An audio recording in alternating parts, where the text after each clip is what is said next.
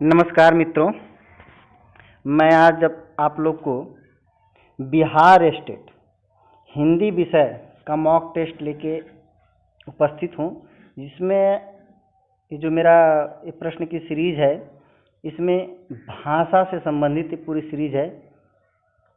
तो भाषा से ही संबंधित प्रश्न को पूछा जाएगा और बताया जाएगा, क्योंकि आप लोग जो एग्ज़ाम हुआ था जनवरी में, ठीक है, तो उसमें स्टेट का जो कैंसिल हो गया एग्ज़ाम, तो उसमें आप लोग देखा था कि ज़्यादातर प्रश्न जो हमारे भाषा से पूछे गए थे, इसलिए मैंने भाषा से ही ये सीरीज लेकर आप लोग के बीच आया हूँ। तो चलिए देर न करते हुए शुरू करते हैं अपना वीडियो। तो लेते हैं पहला क्वेश्चन, चलिए देखते हैं। पहला क्वेश्चन है हमारा, भाषा शब्द की निष्पत्ति किस धातु से हुई है। आप लोग के स्क्रीन पे दिख रहा है कि भाषा शब्द की निष्पत्ति किस धातु से हुई है। तो क है भाष धातु से, ख नी धातु से, ग भू धातु से और घ इनमें से कोई नहीं। तो सही ऑप्शन का आप लोग चुनाव करें।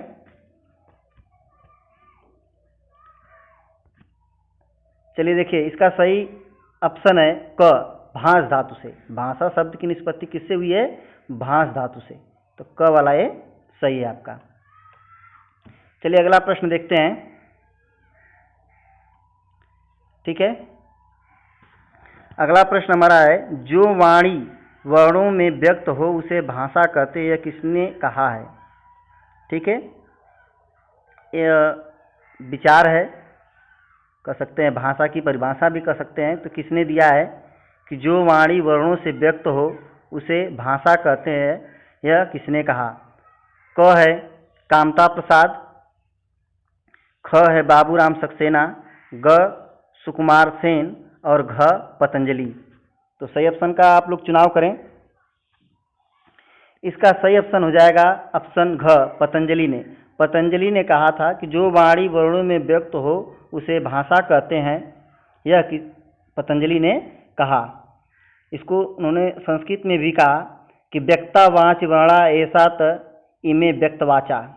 ठीक है, व्यक्ता वाणी वाचा ऐसा त इमे व्यक्तवाचा। इसका अर्थ होगा जो वाणी वर्णों में व्यक्त हो उसे भाषा कहते हैं। चलिए अगला प्रश्न देखते हैं, तो इसका सही ऑप्शन हो जाएगा घ वाला। ठीक है,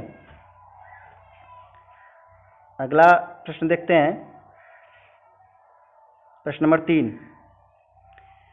जिस ध्वनि चिन्हों द्वारा मनुष्य परस्पर विचार विनिमय करता है उनको सम्मिश्र रूप से भाषा कहते हैं।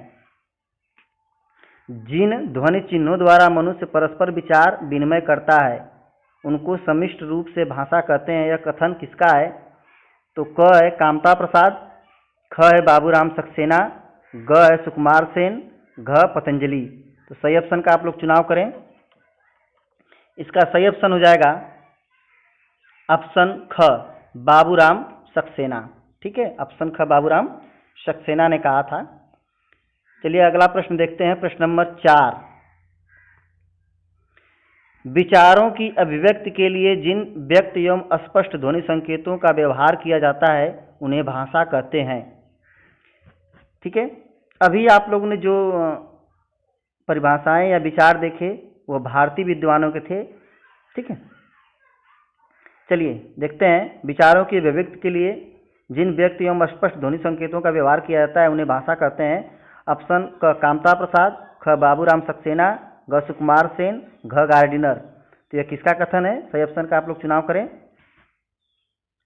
इसका सही हो जाएगा घ, गार्डिनर ने। क्या कहा? गार्डिनर ने महोदय ने कहा था कि विचारों की अभिव्यक्ति के लिए जिन व्यक्त एवं अस्पष्ट ध्वनि संकेतों का व्यवहार किया जाता है उन्हें भाषा कहते हैं। चलिए अगला प्रश्न देखते हैं अब। ठीक है, क्योंकि भाषा के विचार और परिभाषाएं किसने दिया, इससे भी प्रश्न आते हैं, इसलिए मैंने इन प्रश्नों को इस सीरीज में शामिल किया है। तो अगला प्रश्न देखते हैं, प्रश्न नंबर 5। विश्व की सभी भाषाओं की संख्या कितनी है? विश्व की सभी भाषाओं की संख्या कितनी है? पूरे विश्व में कितनी भाषाएं हैं, यह प्रश्न में पूछा गया है।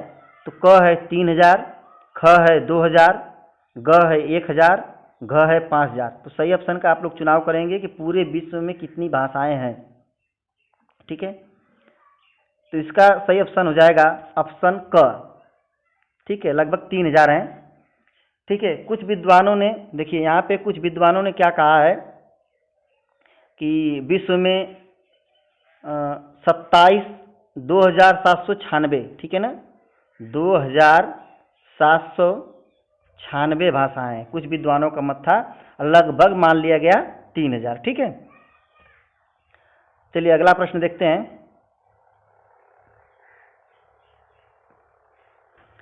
संसार की भाषाओं को मुख्य रूप से कितने भागों में बांटा गया है? संसार की भाषाओं को मुख्य रूप से कितने भागों में बांटा गया है? तो चलिए, क है 3, ख है 4, ग 2, घ 7। तो कितने भागों में बांटा गया है मुख्य रूप से? मुख्य रूप से 2 भागों में बांटा गया है। इसका सही ऑप्शन हो जाएगा ग, 2 भागों में बांटा गया है। ठीक है ना, देखिए कौन कौन से भाग हैं, चलिए इसको इस माध्यम से हम बता देते हैं आप लोग को।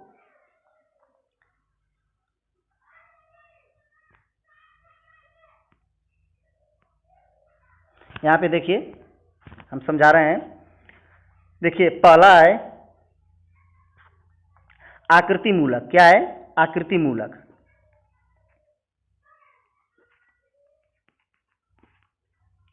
आकृति मूलक। और दूसरा है पारिवारिक। ठीक है, पारिवारिक, पारिवारिक।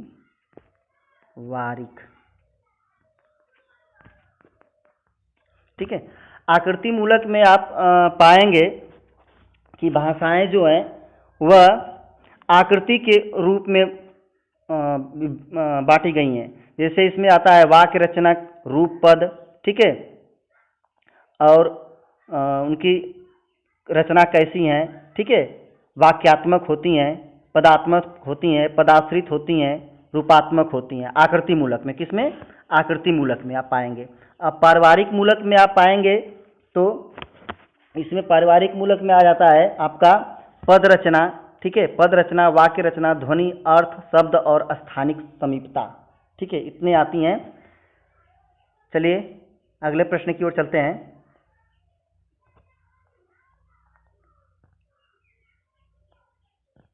प्रश्न नंबर 7। ठीक है, प्रश्न नंबर 7 में विश्व की भाषाओं का आकृति मूलक वर्गीकरण सर्वप्रथम किसने किया? देखिए, विश्व की भाषाओं का आकृति मूलक वर्गीकरण सर्वप्रथम किसने किया? तो ऑप्शन है कामता प्रसाद, ख है बाबूराम सक्सेना, ग है स्लेगल और घ है पतंजलि। तो किसने किया? सही ऑप्शन का आप लोग चुनाव करेंगे तो इसका हो जाएगा आपका ग। सही ऑप्शन हो जाएगा ग, स्लेगल। स्लेगल ने विश्व की भाषाओं का आकृति मूलक वर्गीकरण किया था सर्वप्रथम इन्होंने कहा था कि जो आकृति मूलक भाषा है वह पूरे विश्व में वह रचना और उसका वर्गीकरण किया था। ठीक है ना, तो उसके आगे हम प्रश्न की सीरीज में बता देंगे कि इस आकृति मूलक में कौन कौन सी भाषाएं आएंगी। ठीक, चलिए आगे देखते हैं। उसकी एक सीरीज हम डालेंगे कि कौन कौन सी आकृति मूलक भाषा में आता है, आयोगात्मक होता है। थोड़ा सा बता देते हैं, चलिए देख लेते हैं। यहाँ पे थोड़ा सा समझ लेते हैं क्या होता है। इसको भाषा को 2 भागों में बांटा जाता है। भाषा को यहाँ पे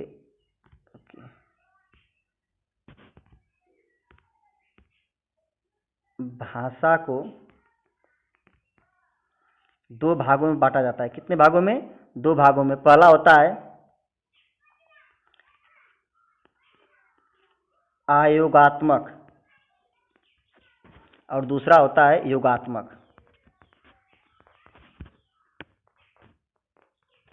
ठीक है, आयोगात्मक, योगात्मक। ठीक है, अब फिर आप पाएंगे कि योगात्मक को भी कई भागों में बांटा गया है, श्लिष्ट, श्लिष्ट, प्रश्लिष्ट।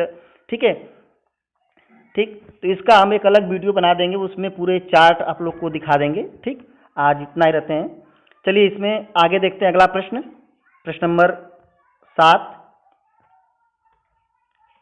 सॉरी प्रश्न नंबर 8। डॉक्टर ग्रियर्सन ने भारत ईरानी आर्य भाषा को कितने उपवर्गों में बांटा है? डॉक्टर ग्रियर्सन ने भारत ईरानी उसमें आर्य, अच्छा भारत ईरानी जो भाषा होती है वह आर्य उसे कहा जाता है, ठीक है, आर्य भाषा ही कहा जाता है। तो चलिए इसमें प्रश्न पूछा गया है कितने उपवर्गों में बांटा है डॉक्टर ग्रियर्सन ने। तो पहला है 3 वर्गों में, ख है 2 वर्गों में, ग 5 और घ 7। सही ऑप्शन का आप लोग चुनाव करें। सही ऑप्शन हो जाएगा इसका 3 वर्गों में, ठीक है। कितने वर्गों में? 3 वर्गों में। चलिए इसको बता देते हैं, समझ लेते हैं कैसे, कौन कौन वर्ग हैं।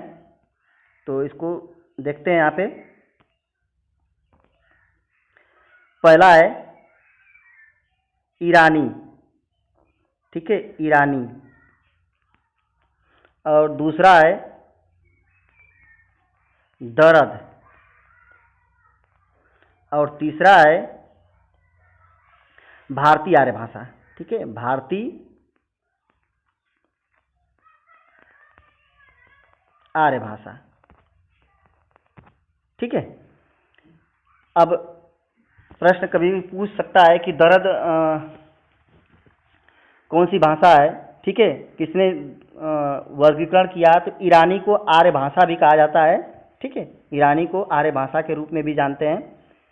तो आप लोग समझ गए कि डॉक्टर ग्रियर्सन ने भारतीय ईरानी आर्य भाषा को 3 उपवर्गों में बांटा है, ईरानी, दरद और भारतीय आर्य भाषा। चलिए प्रश्न की तरफ चलते हैं, प्रश्न नंबर 9। प्रश्न नंबर 9 में ईरानी साहित्य का प्राचीनतम धर्म ग्रंथ क्या है? देखिए ईरानी साहित्य का प्राचीनतम धर्म ग्रंथ क्या है? तो बहुत सही प्रश्न है। तो इसका सही ऑप्शन हो जाएगा, ऑप्शन दिया है शाहनामा, अवेस्ता, हिटाइट, इनमें से कोई नहीं। तो सही ऑप्शन का चुनाव करें आप लोग। सही ऑप्शन हो जाएगा इसका अवेस्ता। क्या हो जाएगा? अवेस्ता, ठीक है, ख ऑप्शन सही है। इसमें आप देखेंगे कि अवेस्ता जो प्राचीनतम धर्म ग्रंथ है, अवेस्ता का अर्थ होता है, अवेस्ता का अर्थ होता है, देखिए अवेस्ता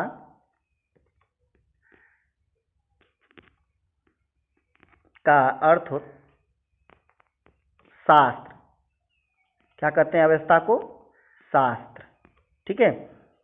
यह 7वीं सदी ईसा पूर्व, यह 7वीं सदी ईसा पूर्व की भाषा है अवेस्ता। चलिए अब अवेस्ता के बारे में और अधिक जानना चाहेंगे तो अवेस्ता का भी वर्गीकरण किया गया है, वर्गिस्ता, पाश्तो, पहलवी, देवारी, ठीक है, बलूची, असोटिक, कुर्दी, ठीक है। इतनी भाषाओं में अवेस्ता का कुछ लक्षण दिखता है, ठीक है, इन भाषाओं में भी अवेस्ता का लक्षण दिखता है। अर्थात ये कह सकते हैं कि इन सभी भाषाओं को अवेस्ता कहा जाता है। वर्गिस्ता, पाश्तो, Pahlavi, Devari, Balochi, ascetic, Kurdi को ही अवेस्ता का नाम दिया गया है। चलिए अगला प्रश्न देखते हैं, प्रश्न नंबर 10। शाहनामा किसकी रचना है? शाहनामा किसकी रचना है? बहुत ही अच्छा क्वेश्चन है, शाहनामा किसकी रचना है? चलिए सही ऑप्शन बताइए। इसमें दिया है कामता प्रसाद, बाबूराम सक्सेना, ग स्लेगल, घ फिरदौसी। तो सही ऑप्शन का आप लोग चुनाव करेंगे। सही ऑप्शन है इसका घ फिरदौसी। फिरदौसी ने शाहनामा की रचना की और शाहनामा एक ईरानी राष्ट्रीय महाकाव्य है, ठीक है, शाहनामा जो है एक ईरानी राष्ट्रीय महाकाव्य है। अगला प्रश्न देखते हैं, प्रश्न नंबर 11। दरद शब्द का अर्थ है, दरद शब्द का अर्थ, क्योंकि मैंने अभी डॉक्टर ग्रियर्सन ने भारतीय आर्य भाषा को 3 उपवर्गों में विभक्त किया था, ईरानी, दरद और भारतीय आर्य भाषा। तो यहाँ पे प्रश्न आ गया कि दरद शब्द का क्या अर्थ है? तो ऑप्शन दिया है पहलवी, तोखरी, पर्वत, इनमें से कोई नहीं। तो सही ऑप्शन का आप चुनाव करेंगे आप लोग। इसका सही ऑप्शन हो जाएगा आपका ऑप्शन ग पर्वत। क्या हो जाएगा? पर्वत। चलिए अगला प्रश्न, प्रश्न नंबर 12। देखिए प्रश्न नंबर 12 रिपीट कर दिया गया है। यहाँ पे आगे प्रश्न पूछ लिया गया था शाहनामा किसकी रचना है, तो फिरदौसी की रचना है शाहनामा। चलिए प्रश्न नंबर 13, प्राचीनतम भारतीय आर्य भाषा का कालक्रम क्या है? प्राचीनतम भारतीय आर्य भाषा का कालक्रम क्या है? ऑप्शन है 2000 ईसा पूर्व से 5000 ईसा पूर्व तक, ख है 5000 ईसा पूर्व से 1000 ईस्वी तक, ग है 1 ईस्वी से 500 ईस्वी तक, घ इनमें से कोई नहीं। तो सही ऑप्शन का आप लोग चुनाव करें कि प्राचीनतम भारतीय आर्य भाषा का कालक्रम क्या है। तो सही इसका ऑप्शन हो जाएगा ऑप्शन क, 2000 ईसा पूर्व से 500 ईसा पूर्व तक प्राचीनतम भारतीय आर्य भाषा का कालक्रम है। चलिए प्रश्न नंबर 14, वैदिक संस्कृत को कितने भागों में बांटा गया है? वैदिक संस्कृत जो है उसको कितने भागों में बांटा गया है? तो ऑप्शन दिया है 2, 3, 4, 6। तो सही ऑप्शन का आप चुनाव करेंगे। तो वैदिक संस्कृत को 3 भागों में बांटा गया है। ठीक है, 3। कौन कौन से भाग हैं इसके बारे में देख लेते हैं थोड़ा सा, कि जो वैदिक संस्कृत के भागों में उनको वर्गीकृत किया गया है, तो कौन कौन से भाग हैं चलिए देखते हैं। पहला है नंबर 1 संहिता। क्या है? संहिता। नंबर 2 ब्राह्मण।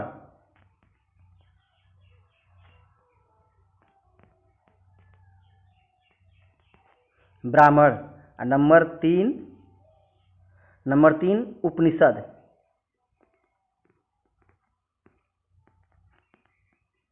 ठीक है, तो भारतीय जो वैदिक संस्कृति है उसको 3 भागों में विभक्त किया गया है, संहिता में, ब्राह्मण में और उपनिषद में। तो संहिता में क्या क्या आते हैं इसको भी थोड़ा सा यहीं पे हम समझा देते हैं। तो चलिए देखिए संहिता में क्या क्या होते हैं। संहिता जो है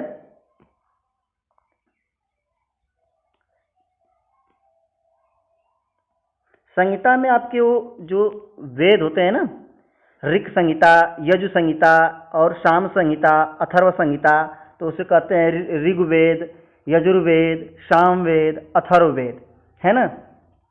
तो हम लिख सकते हैं इनको संहिता में। ठीक है, कि नंबर 1 आपका हो जाएगा क्या? ऋग्वेद। नंबर 2 हो जाएगा यजुर्वेद।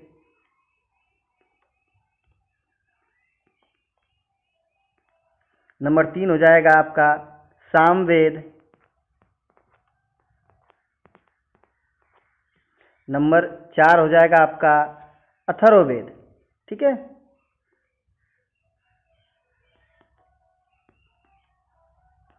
है, अथर्ववेद। अब अगर आप देखेंगे कि यजुर्वेद में क्या होता है, थोड़ा सा आप जब बता ही रहे हैं तो समझा दें इसमें क्या क्या यजुर्वेद में आते हैं। देख लीजिए इसको। यजुर्वेद में आपका, यजुर्वेद में जो है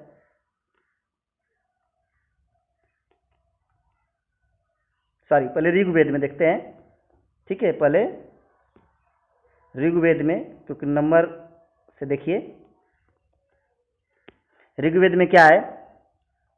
ऋग्वेद जो एक है कर्मकांड, ठीक है, कर्मकांड से संबंधित है। और साथ ही इसमें क्या होता है कि यह गीतात्मक है। इसमें ऋग्वेद में 10 मंडल हैं। कितने मंडल हैं? 10 मंडल हैं। और आपका 1028 सूक्त हैं। ठीक है, और 10,580 ऋचाएँ हैं। क्या? 10,580 ऋचाएँ हैं। तो ऋग्वेद में क्या क्या है? 10 मंडल हैं, 1028 सूक्त हैं और 10,580 ऋचाएँ हैं। यह गीतात्मक वेद है। ठीक है, गीतात्मक है। इसमें स्तुतियाँ की जाती देवताओं की, स्तुति की जाती है। ऋग्वेद में क्या होता है, देवताओं की स्तुति की जाती है। चलिए अब अगला प्रश्न देखते हैं, प्रश्न नंबर 15। संहिता के कितने भाग हैं?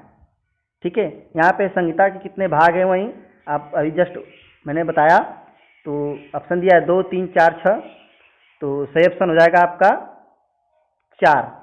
कौन सा हो जाएगा? ऑप्शन 4। 4 वेद हैं, कौन कौन से? ऋग्वेद, यजुर्वेद, सामवेद, अथर्ववेद, तो वहीं 4 भाग हैं। चलिए अगला प्रश्न, प्रश्न नंबर 16। ऋग्वेद में कितने सूक्त हैं? ये भी मैंने अभी जस्ट बताया कि ऋग्वेद में कितने सूक्त हैं। ऑप्शन दिया है 73, 1000, 1028 और 10,580। तो सूक्त पूछा है, ठीक है, तो इसका सही ऑप्शन हो जाएगा, सभी लोग का सही होगा, आशा करते हैं, यह हो जाएगा ग 1028। ठीक है, अगला प्रश्न देखते हैं, प्रश्न नंबर 17। ऋग्वेद में कितने मंडल हैं? जस्ट मैंने बता चुका हूं कि 8, इसमें दिया ऑप्शन 8, 10, 7, 5, तो सही ऑप्शन हो जाएगा, सबका सही होगा, आशा करते हैं। 1 ख 10 मंडल है ऋग्वेद में। प्रश्न नंबर 18 चलते हैं। सामवेद में कितने मंत्र हैं? सामवेद में कितने मंत्र हैं? हाँ, तो भी सामवेद में भी देख लेते हैं कितने मंत्र हैं। सामवेद के में दिया है 100, 73, 75, 51। सही ऑप्शन का आप लोग चुनाव करें। वेदों के बारे में आप लोगों ने पढ़ा होगा और आप लोग को आ भी रहा होगा एक क्वेश्चन। तो सामवेद में कितने मंत्र हैं? इसका सही ऑप्शन हो जाएगा ऑप्शन ग 75 मंत्र हैं। कितने मंत्र हैं? 75। और सामवेद भी में क्या होता है कि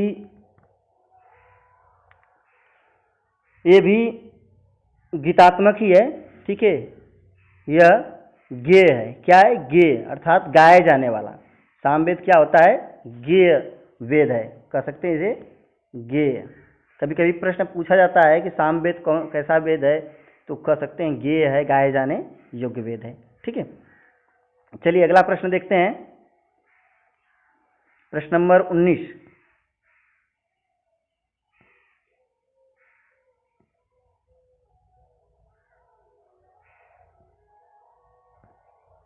प्रश्न नंबर 19 देखते हैं, उपनिषदों की संख्या कितनी है? उपनिषदों की संख्या कितनी है? ऑप्शन में दिया 108, 101, 75, 51। सही ऑप्शन का आप चुनाव करें आप लोग। उपनिषदों की संख्या कितनी है? सही ऑप्शन का चुनाव करेंगे। सही ऑप्शन हो जाएगा इसका 108। कितना? क ऑप्शन सही है, 108। देखिए यहाँ पे क्या है कि उपनिषद 108 तो हैं, लेकिन जो प्रचलित उपनिषद है, प्रचलित में कितने हैं? 12 उपनिषद ही प्रचलित हैं। उनका हम नाम बता दे रहे हैं आपको, कौन कौन से वो प्रचलित उपनिषद हैं जो 12 हैं। तो पहला है इस उपनिषद, यहाँ पे चलिए लिख ही देता हूँ। पहला है आपका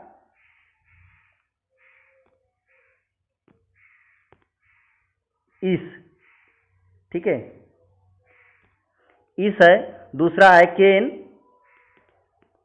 केन, और तीसरा आपका है कठ, और चौथा है प्रश्न, और पांचवा बृहदारण्य,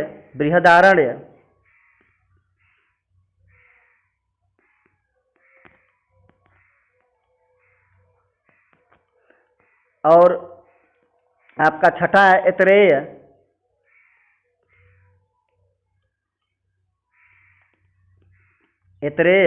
और सातवां है छंदोग्य,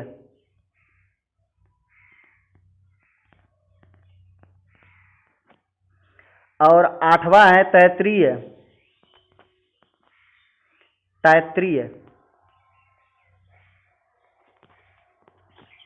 ठीक है, तैत्तिरीय, और नौवां है मुंडक, और 10वां है आपका मंडुक्य।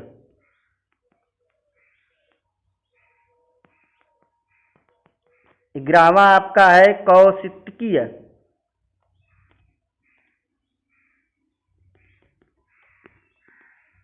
कौशितकी, और 12वां है श्वेताश्वेतर।